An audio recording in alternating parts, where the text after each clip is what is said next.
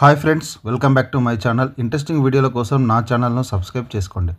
ధర్మేంద్ర భారతీయ సినీ చరిత్రలో అత్యంత ప్రభావవంతమైన మరియు ప్రసిద్ధ నటులలో ఒకరు.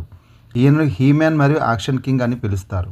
1960లో వచ్చిన దిల్ కీ తేరా హమ్ భీ తేరే ద్వారా ఆయన సినీ రంగ ప్రవేశంలో అడుగుపెట్టారు.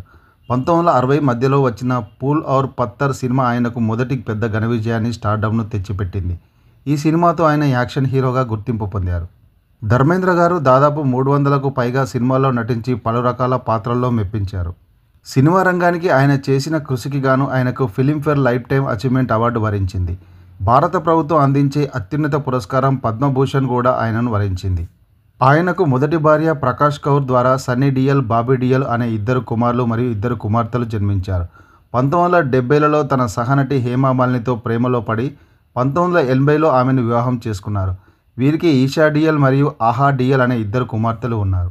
ధర్మేంద్ర గారు 2004లో భారతీయ జనతా పార్టీ తరపున రాజస్థాన్లోని బికనీర్ లోక్సభ నియోజకవర్గం నుంచి ఎంపీగా గెలుపొందారు.